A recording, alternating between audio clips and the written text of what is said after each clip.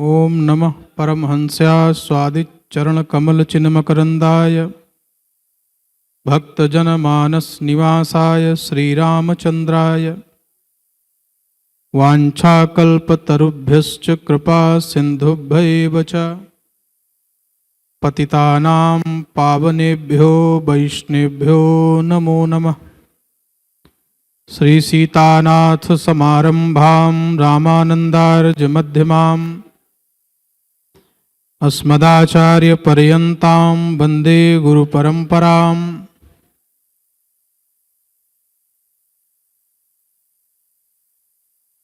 इस दिव्य आध्यात्मिक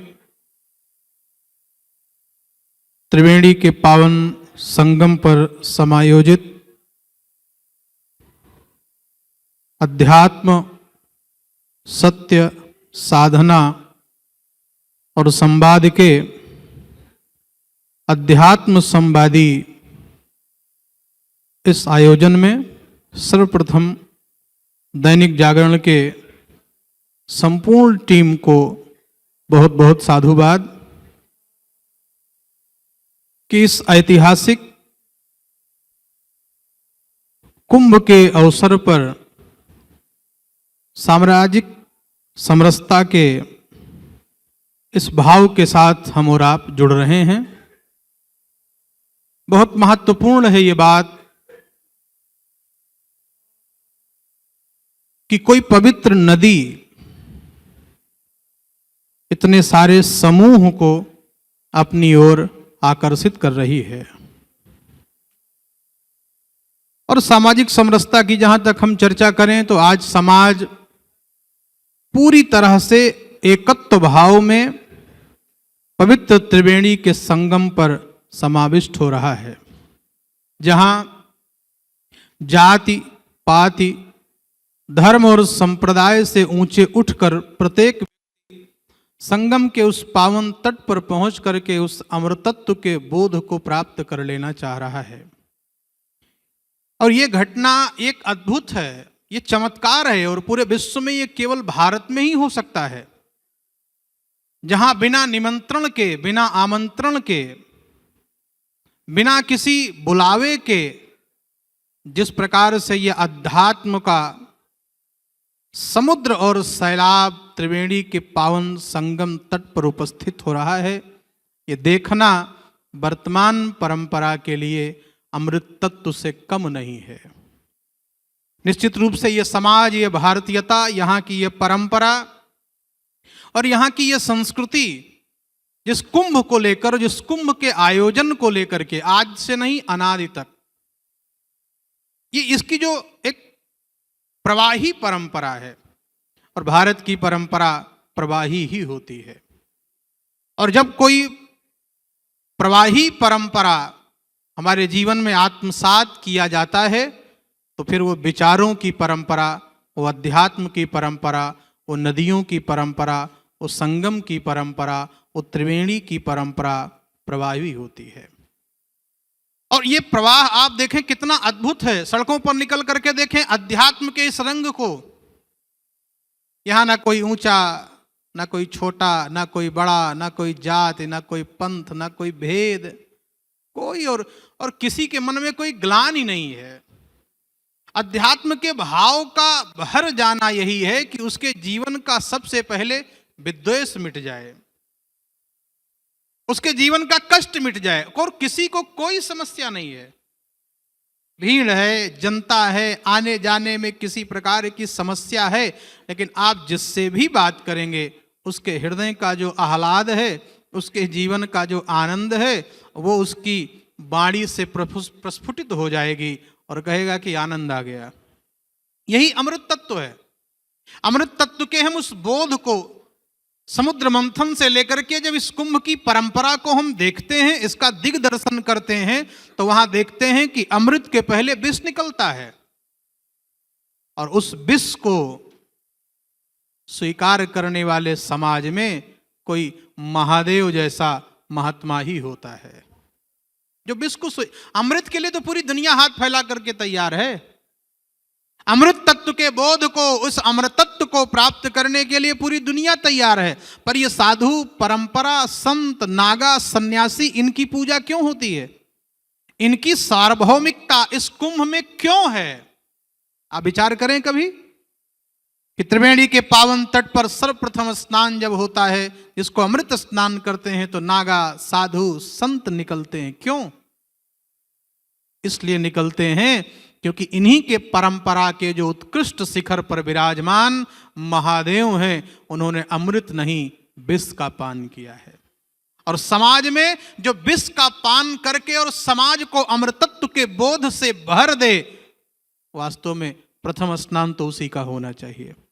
अमृत स्नान करने का हक तो उसी को मिलना चाहिए जिसने समाज को अमृतत्व दिया है और स्वयं विष को ग्रहण किया है।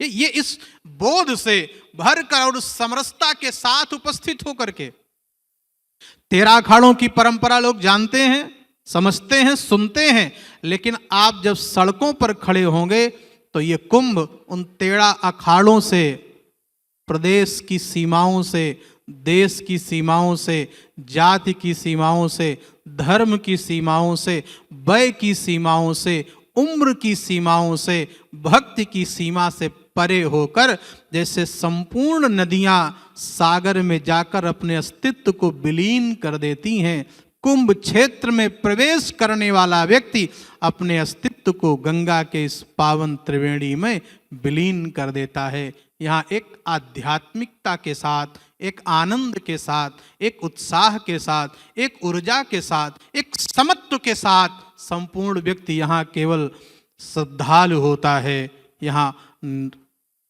स्नान करके और उस अमृत तत्व को प्राप्त कर लेना चाहता है। 12 वर्ष में कुंभ होता है, फिर उसके बाद 6 वर्ष में अर्ध कुंभ की परंपरा शंकराचार्य भगवान ने स्थापित किया, क्योंकि 12 वर्ष ज्यादा होता था। तो हरिद्वार और प्रयाग की धरती के लिए अर्ध कुंभ की जो परंपरा चलाई गई कि यहां पर अब 6 वर्ष में 2 जगह हम लोग उपस्थित होंगे।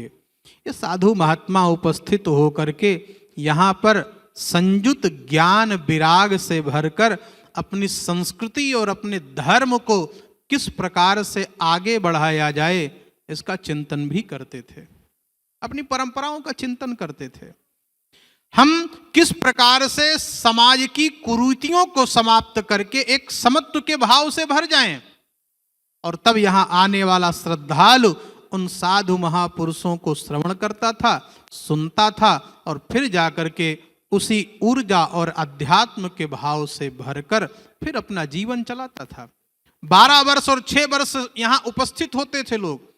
कहीं अद्वैत की चर्चा होती थी, कहीं द्वैत की चर्चा होती थी, कहीं शुद्धाद्वैत की चर्चा होती थी, कहीं वेदांत पे चर्चा होती थी, किसी कुटी में राम जी पर चर्चा हो रही है, किसी पर नित्य वस्तु की चर्चा हो रही है, किसी में अनित्य वस्तु की चर्चा हो रही है। इन संपूर्ण विषयों के चर्चा को श्रवण करता था। पर एक बात कहूंगा कि ये कुंभ दिव्य है, अद्भुत है, अद्वितीय है, अकल्पनीय है, लेकिन यहां से जो निकलने वाला संदेश है, मुझे लगता है कि उसकी थोड़ी प्रामाणिकता कम हो गई है। और मैं धन्यवाद दूंगा दैनिक जागरण समूह को, जिन्होंने देश के सर्वश्रेष्ठ साधु महापुरुषों को यहाँ पर बुलाकर और उनके विचारों की त्रिवेणी को भी यहाँ पर प्रवाहित किया है। क्योंकि आज के समय में हम कुंभ को पूरी तरह किस पे देखते हैं? तो मोबाइल पर देखते हैं। सोशल मीडिया के जमाने पर हम मोबाइल पर जब कुंभ को देखेंगे तो मोबाइल का कुंभ और वास्तविक कुंभ दोनों में अंतर है। मोबाइल का कुंभ देखोगे तो कोई माला बेचने वाली दिखेगी, कोई गांजा पीने वाला आईटीएन बाबा दिखेगा, ऐसे लोग आपको दिखाई पड़ेंगे मोबाइल के कुंभ पर। और सच्चा कुंभ, आध्यात्मिक कुंभ देखना है तो दैनिक जागरण के समाचार पत्र पर दिखाई पड़ेंगे। तो निश्चित रूप से हमें यह समझना होगा कि हम कुंभ को किस दृष्टि से देखना चाहते हैं। अगर हम आध्यात्मिक तौर पर देखना चाहते हैं उनके विचारों से, प्रेरणा लेना चाहते हैं, उनको उनके विचारों को आत्मसात करना चाहते हैं, उनके उस उद्गार को अपने जीवन में उतार कर और अपने जीवन के उस समत्व को स्थापित करना चाहते हैं, तो हमको आध्यात्मिक रूप से उस कुंभ का दर्शन करना होगा। बाकी इन लोगों का दर्शन करके, सोशल मीडिया वाले कुंभ का दर्शन करके जगत में किसी का कल्याण होने वाला नहीं है, और ये भारत की परंपरा भी नहीं है। कहीं आप जाकर के देखो कि किसी वेदांत पर किसी शंकराचार्य जी का प्रवचन हो रहा है, कहीं पर जाकर देखो जगतगुरु रामानंदाचार्य जी समत्व की बात करते हुए मिलते हैं। उनकी परंपरा के लोग जो 700 वर्ष पूर्व नारा दिया था, जाति पाति पूछे नहीं कोई, हरि का भजे सो हरि का होई, आज उसकी आवश्यकता है कि नहीं है? जहां पर सर्वे प्रपत्तेर अधिकारिणो मता, भगवान की शरण में आने के लिए प्रत्येक व्यक्ति, कोई भी हो, कोई रोक नहीं है, भगवान की शरण में आ सकता है। मुझे लगता है ये विचार समाज में जाने चाहिए। समाज में वो विचार जाना चाहिए कि कोई भी व्यक्ति आता है, कोई उसका नाम नहीं, उसका जाति नहीं, उसका धर्म नहीं, उसका मजहब नहीं, उसका पंथ नहीं पूछता है। पहला प्रश्न साधु करता है, क्यों भोजन प्रसाद लिए कि नहीं लिए हो? ये है कुंभ, और ये है कुंभ की सार्वभौमिकता, ये है कुंभ की समरसता, जहां केवल मानवता और अध्यात्म के बीच तीसरी कोई बात नहीं आती है। केवल एक मानवता का धर्म और दूसरा अध्यात्म का धर्म, दोनों की त्रिवेणी भी प्रयाग है। अध्यात्म के उस दिव्यतम के भाव से भरा हुआ साधु अपनी संपूर्ण ऊर्जा और व्यय के साथ अपने शिविर का निर्माण करता है, और शिविर का निर्माण किसके लिए करता है? श्रद्धालु के लिए करता है, धर्म से ओतप्रोत उस जनमानस के लिए करता है, उसके स्वागत के लिए करता है कि लोग आएंगे, प्रसाद पाएंगे, गंगा में स्नान करेंगे, और यही पर्व इस भारत की सार्वभौमिकता का दर्शन करा रहा है। यही पर्व है, और इसी का संदेश पूरी दुनिया में जाना चाहिए। श्रद्धा का यदि सैलाब, श्रद्धा का यदि समुद्र देखना है, तो आप देख ही रहे हो, महा अमृत स्नान समाप्त हो चुके, पूर्णिमा का स्नान समाप्त हो गया, लेकिन जैसे नदियां घुमड़ घुमड़ कर, उमड़ उमड़ कर, कल कल छल छल निर्बाध गति से प्रवाहित होकर के समुद्र में मिलने के लिए तैयार हैं, ऐसे आज भारत की जनता भी त्रिवेणी के संगम में जाने के लिए तैयार है। कहीं कोई रोक टोक, कहीं ऐसा कोई नहीं अब मेला खत्म हो गया, अब अमृत स्नान नहीं रह गया, कुछ नहीं। हमें तो संगम में जाकर के और स्नान कर लेना है। ये 144 वर्ष होगा, 156 वर्ष होगा, ये परंपरा वर्षों से नहीं है, ये परंपरा तो अनादि से है। और अनादि परंपरा, अभी बीच में कुछ समाज को तोड़ने वाली शक्तियों ने अपना फण उठाया था, लेकिन सच पूछा जाए तो भारत के श्रद्धा के सैलाब ने उसको रौंदते हुए पुनः समरसता की स्थापना भी ये कुंभ कर रहा है।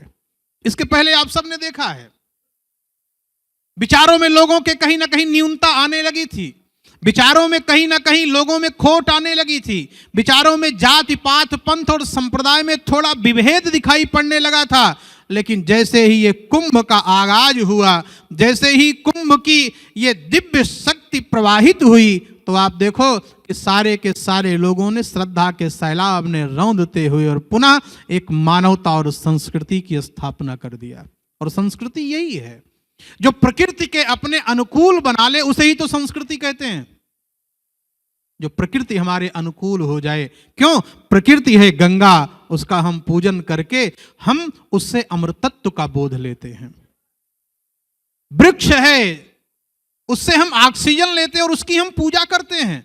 जमीन से निकला हुआ अनाज, उसको हम कितने प्रकार से बनाकर अपने योग्य बना लिया करते हैं। और भारत की यही परंपरा है, जो प्रकृति को अपने साथ जोड़ ले उसी को संस्कृति कहते हैं, और वही भारतीय परंपरा की संस्कृति है। और इसी भारतीय परंपरा की संस्कृति में, इसी त्रिवेणी के पावन तट पर भैया भरत अयोध्या से चल करके आए थे, तो लोगों ने पूछा कि भरत जी कामना क्या है, क्या लेकर आए हो? कोई ना कोई कामना के साथ लोग आते हैं प्रयाग में स्नान करने। कोई मोक्ष मांग रहा है, कोई मुक्ति मांग रहा है, कोई भुक्ति मांग रहा है, कोई बुद्धि मांग रहा है, कोई विवेक मांग रहा है, कोई सेवा मांग रहा है, कोई समर्पण मांग रहा है, कोई धन मांग रहा है, कोई मोक्ष और कोई महान निर्वाण की चर्चा कर रहा है। लेकिन भैया भरत अयोध्या से निकल कर आए, इसी त्रिवेणी के पावन तट पर विराजमान हुए और विराजमान होकर के भिक्षा मांगने का कार्य भैया भरत ने किया। और वो भिक्षा कौन सी थी? वो संपत्ति की भिक्षा नहीं थी, वो यश की भिक्षा नहीं थी, वो कीर्ति की भिक्षा नहीं थी। वो भिक्षा थी भगवान श्री सीताराम के चरणों में अनुदिन हमारी प्रीति बढ़ती रहे। ये भिक्षा मांगने का स्थान भी ये त्रिवेणी है, जहां से सीताराम चरण रति मोरे, अनुदिन बढ़ऊं अनुग्रह तोरे, मागऊं भीख त्याग निज धर्मु, आरत काह न करई को कर्मु। तो वास्तव में हम त्रिवेणी में स्नान करें, गंगा के उस पावन तट पर, प्रयाग की पावन वसुंधरा पर विराजमान होकर जब मांगने का समय आए, बस यही मांगना है कि हमारी जो अनुरक्ति है वो श्री सीताराम जी के चरणों में हो जाए। क्यों? क्योंकि भगवान जो राम है वही राष्ट्र है। राष्ट्र की परिकल्पना बिना राम जी के नहीं हो सकती है, राष्ट्र राम जी के बिना अधूरा है। इसलिए नाचा भविता राष्ट्रम यत्र रामो ना भूपति। वो राष्ट्र राष्ट्र नहीं हो सकता जहां के राजा राम ना हो। पर लोग आजकल कहते हैं कि जाति पाति का, बड़ी जातियों के लिए रामायण लिखी गई, बहुत सारी चर्चाएं आई है। भी कुंभ के बारे में बयान आ रहा है कि जितने लोगों ने स्नान किया होगा सब मोक्ष चले गए होंगे, सब स्वर्ग चले गए होंगे। कुंभ में स्नान करने से कुछ नहीं होता है। उनको एक बार रामत्व के उस बोध से परिचित होना होगा, भगवान राम के उस विचार से परिचित होना होगा कि चक्रवर्ती महाराज दशरथ के पुत्र भगवान राम जब अयोध्या से निकलते हैं तो उनका प्रथम पड़ाव किसी राजा के घर नहीं होता, उनका प्रथम पड़ाव किसी गांव के बड़े आदमी के साथ नहीं होता, उनका प्रथम पड़ाव किसी तालुकेदार के घर पे नहीं होता कि चल करके वहां भोजन और विश्राम करेंगे। भगवान राम अयोध्या के उस राज सिंहासन का परित्याग करके जब निकलते हैं तो उनका जो प्रथम पड़ाव है वो समाज के अंतिम पायदान पर बैठे हुए व्यक्ति केवट के साथ होता है। ये इस विचारधारा को कौन समझेगा? और इस विचारधारा के साथ, केवट के साथ केवल भगवान का प्रथम पड़ाव नहीं होता है, राम राज्य के प्रथम नागरिक की भूमिका क्या है इसका भी दिग्दर्शन होता है। कि जहां साक्षात परमात्मा खड़ा होकर के नाव मांग रहा हो, पर राम राज्य का नागरिक कहता है नाव लेना है तो हमारे द्वारा जो कहे हुए बात है पहले उसको मानना होगा। इतना निर्भीक, इतना निडर हो करके कोई अपने राजा से बात करे, वो तो राम राज्य का ही नागरिक हो सकता है, दूसरे राज्य का नागरिक नहीं कर सकता। निडर हो करके भगवान ने कहा कि भैया पार जाना है, कहा पार तो कर सकता हूं, कहा नाव से ही जाना है। किसी ने कहा कि तर के पार हो जाओ तो ठीक नहीं रहेगा क्या? तैर के चले जाओ। भगवान को तैरना कहां आता? जो तारने वाला है वो तैरेगा कैसे? तैर कर पार नहीं जा सकते भगवान। भगवान ने कहा कि मुझे पार करो, कहा नहीं करेंगे, मेरी बात आपको मानना पड़ेगा। और भगवान ने अंत में उसकी बात को मान करके राम राज्य की उस भूमिका को साकार करके दिखा दिया, दिखाया कि रामत्व का बोध है क्या। समाज का अंतिम पायदान पर बैठा हुआ व्यक्ति जब अपने राजा से बात करता है तो उसके बीच किसी बिचौलिया की आवश्यकता नहीं होती है कि कोई बीच में जाकर के उसके संवाद को रोकने का प्रयास करे। तो केवट को भगवान स्वयं बात करते हैं, उसकी विचारधारा को सुनते हैं। सबरी के पास भगवान स्वयं जाते हैं, गीध को गोद में उठा करके परमात्मा रोते हैं। किसी साधु महात्मा और संत से राम जी मिलते तो उसको लंबी दंडवत करते, प्रणाम करते, अनुमोदन करते, पर केवट से मिलते हैं तो उसको गले लगा लेते हैं। यही समाज की समरसता है और यही भारत का तत्व है। भारत का अभ्युदय जब होगा, भारत का विकास तब होगा जब हम रामत्व को अंगीकार करेंगे। इसलिए हम जब तक राष्ट्र की परिकल्पना नहीं कर सकते जब तक रामत्व नहीं है। और दो लोगों ने, एक तो कुंभ के इस पावन त्रिवेणी के संगम ने पूरे समाज को एकात्मकता की बेदी पर लाकर बैठाया है, और दूसरा तत्व भगवान राम है, जिन्होंने संपूर्ण मानव को एक साथ उपस्थित करके और मानवता की बेदी पर बैठाने का काम किया, दो लोगों ने। और एक ये जो परंपरा हमारी प्रवाह की परंपरा है, कुंभ की परंपरा प्रवाह की है। और इसलिए आप देखो, जैसे गंगा आनंद के साथ बह रही हैं, यमुना आनंद के साथ बह रही हैं, ऐसे भी हमारी जनता भी देखो कितनी लहरों की तरह बह रही है। बाहर निकल करके देखो क्या आनंद है, किसी से कोई दुराव नहीं, कोई छलाव नहीं, किसी को किसी से कोई समस्या नहीं। चलते चलते पांव में छाले भी पड़ जाते हैं, पर उनके आनंद का पारावार कम नहीं पड़ रहा है। क्यों? गंगा में स्नान करके हमें मुक्त होना है, हमें आनंद प्राप्त करना है, हमें उस रामत्व को प्राप्त करना है, हमें उस आध्यात्मिक चेतना को प्राप्त करना है, हमें उस अमृत तत्व को, बोध को प्राप्त करना है। वो अमृत का बूंद इस प्रयाग की नगरी पर गिरा और हम उस अमृत का पान करके अमर हो जाएंगे। मुझे लगता है अमरत्व के बोध के लिए नहीं, अमरत्व के साथ साथ मानवता का भी बोध होगा। इतने लोग, इतने करोड़ों लोग आस्था के इस पावन दिव्य उत्सव पर उपस्थित हो करके और अपने उस जीवन के उत्थान महानिर्वाण की पावन प्रक्रिया को प्रारंभ करते हुए जो आनंद प्राप्त कर रहे हैं, निश्चित रूप से ये अद्वितीय है, ये अनुपम है, और ये पूरे विश्व में होने वाला बहुत महत्वपूर्ण अवसर है, जिस अवसर का साक्षी बनने का सौभाग्य वर्तमान परंपरा के लोग कर रहे हैं। और केवल प्रयाग नहीं, इसके साथ जब आप काशी विश्वनाथ की बात करें और अयोध्या की बात करें, तो आप देखेंगे कि कुंभ तो केवल प्रयाग में नहीं चल रहा है, वाराणसी और अयोध्या में भी चल रहा है। 30-35 साल तो मुझे हो गया अयोध्या में रहते हुए, अपने जीवन में इतनी भीड़ नहीं देखी, किसी ने नहीं देखी। अप्रतिम, कहां से लोग आ रहे हैं और कहां को जा रहे हैं, कोई किसी से पूछने वाला नहीं है। बस रोड पर, सड़क पर कोई दिख रहा है तो केवल भारत का धर्म दिखाई पड़ रहा है, सड़क पर केवल भारत का धर्म है। अब इसको हम भेद करके देखें, कौन से जाति, कौन से संप्रदाय, कौन से पंथ, कौन से मजहब, कौन से मत, कौन से मतांतर को मानने वाले लोग, तो मुझे लगता है कि उस भीड़ के नीचे वो भी दब जाएंगे और उनकी आवाज भी दब जाएगी, और वहां से एक आवाज निकलेगा कि हम सब एक हैं, हम सब भारतीय हैं और हमारा धर्म भारतीयता का है।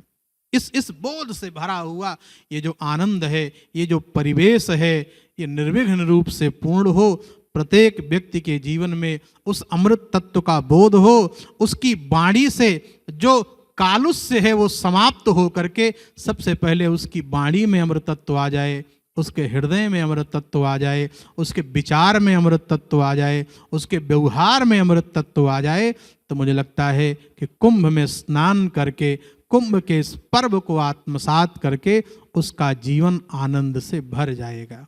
और इसी आनंद और उत्सव के इस संपूर्ण कार्यक्रम से जुड़े हुए जितने आप सब लोग हैं और अध्यात्म के संवाद की इस परंपरा का जो ये आनंद चल रहा है, मैं इन्हीं भावनाओं के साथ अपने विचारों को व्यक्त करते हुए वाणी को विराम करूंगा।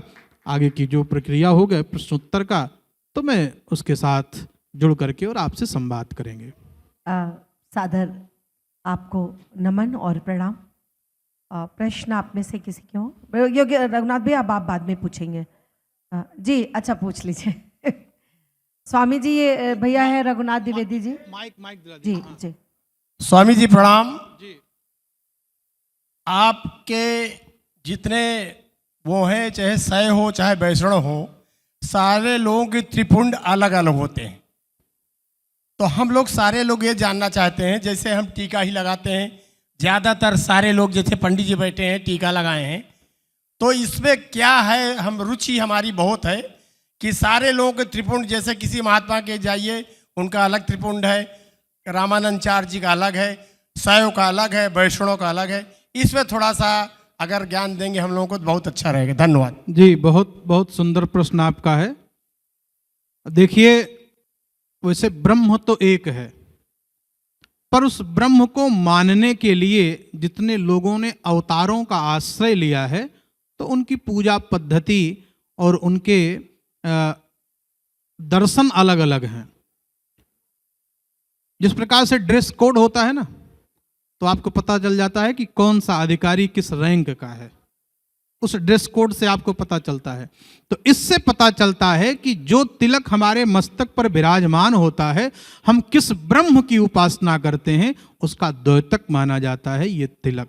और इसी तिलक की परंपरा को जब हम त्रिपुंड लगाएंगे, जब हम ऊर्ध्वपुंड लगाएंगे, तो त्रिपुंड लगाने वाला कोई ना कोई हमारा रामानंदी वैष्णव होगा, ऊर्ध्वपुंड लगाने वाला रामानंदी वैष्णव होगा, त्रिपुंड लगाने वाला शंकराचार्य की परंपरा में होगा। तो ये परंपराओं का ज्ञान कराता है। परंपराओं के ज्ञान के लिए ये तिलक लगाए जाते हैं। इससे ये पता चलता है कि ये किस संप्रदाय के हैं। और संप्रदाय का अर्थ आपको समझना होगा कि जो सम्यक प्रकार से ज्ञान करा दे, उसका अर्थ संप्रदाय है। आप बिंदी लगाते हैं, आप बिंदी के बारे में पूछ रहे हैं, ये आज्ञा चक्र की जागृति के लिए, इस चेतना को जागृति करने के लिए आप यहाँ पर बिंदु लगाते हैं। इसका भी अपना एक महत्व है। तिलक के कई प्रकार हैं और कई प्रकार के तिलकों में, जैसे आप गृहस्थ परंपरा में हैं तो आप बिंदी लगाते हैं, पर जब आप रामानंदी वैष्णव हो जाएंगे, जिस परंपरा में हम हैं, तो आपको मंत्र दीक्षा मिलेगी, तिलक का प्रकार बताया जाएगा। और तिलक के प्रकार में बताया जाएगा कि नीचे हनुमान जी महाराज हैं, एक तरफ राम जी हैं, दूसरे तरफ लक्ष्मण जी हैं, और बीच में जो हम श्री लगाते हैं ये श्री किशोरी जी हैं।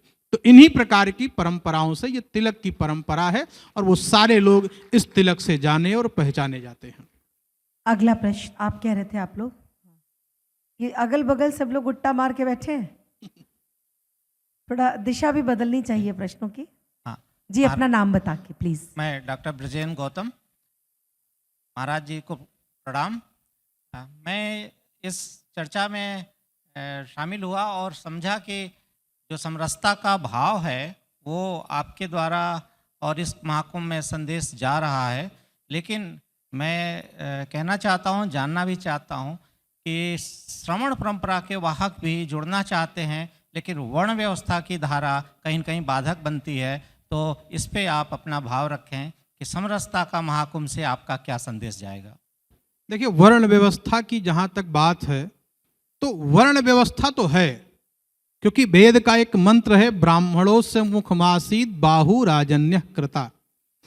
और जब हम चर्चा करेंगे इस बात को लेकर के, तो ब्राह्मण होने का अर्थ ये नहीं है कि आपको श्रेष्ठ मान लिया जाए। आप इस बात को पहले समझें कि वर्ण है।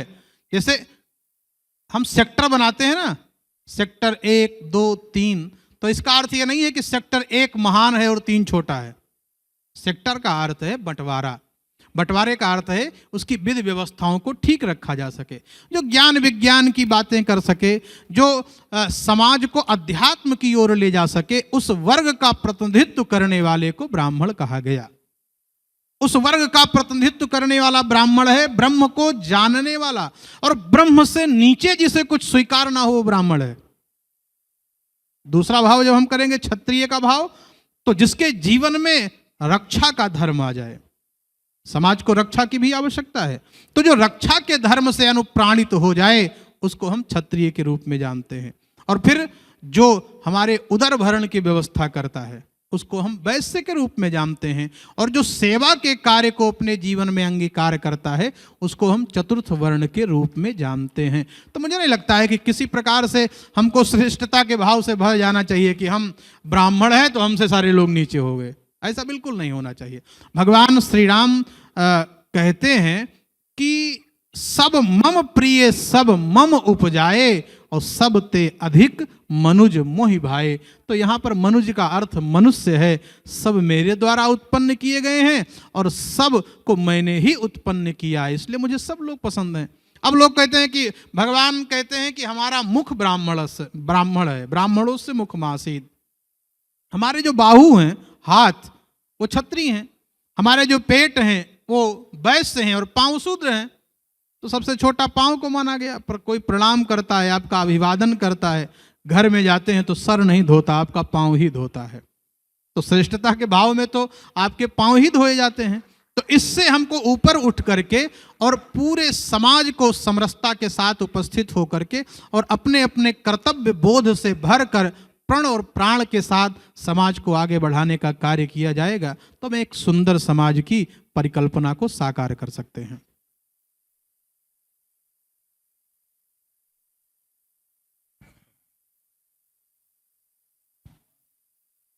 हेलो, सर्वप्रथम आपको प्रणाम।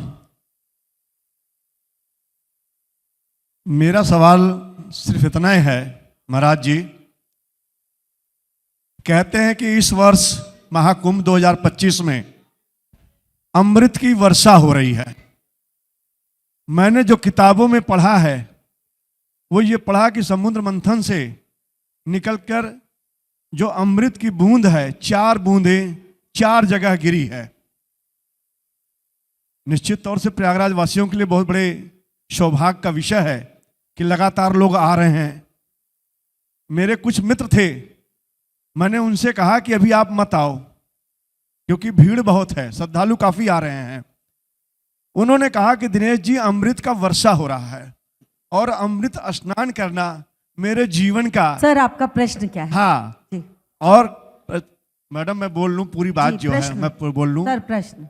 मैं सिर्फ इतना ही पूछना चाहता हूं क्योंकि जो साधु संतों के द्वारा जो प्रवचन में कहे गए कि कहा गया कि अमृत वर्षा अमृत स्नान, अब जब गंगा जी में अमृत गिरी है तो निश्चित तौर से हमेशा अमृत होना चाहिए।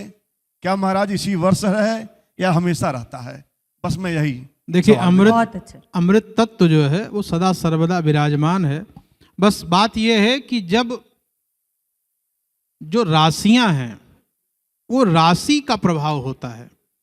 जब माघ मकर गत रवि जब होई, माघ में जब सूर्य मकर राशि पर आते हैं तब वो अमृत योग होता है। कहीं से अमृत टपकने वाला नहीं है ना अमृत बरसने वाला। हाँ, अगर अमृत तत्व का बोध प्राप्त करना है तो दैनिक जागरण के इस अध्यात्म संवादी परंपरा में बरस रहा है। बुलाइए और साधु महात्माओं के मुख से निकलने वाले उस अमृत तत्व का पान कर लें। 1 महीने तक लगने वाले माघ के माह में जब मकर राशि पर सूरज होते हैं तब वो अमृत स्नान का योग और पर्व माना जाता है और आप उस पर्व पर आकर के स्नान कर सकते हैं। वैसे सदैव कर सकते हैं। और अमृत केवल 4 जगह पे नहीं 10 जगह पर गिरा था। 4 धरती पे गिरे थे और 6 स्वर्ग में गिरे थे। तो स्वर्ग के अमृत को पाने के लिए स्वर्ग में जाना पड़ेगा। 4 धरती पर उपलब्ध है तो समय समय पर आप उस अमृत तत्व का पान कर सकते हैं।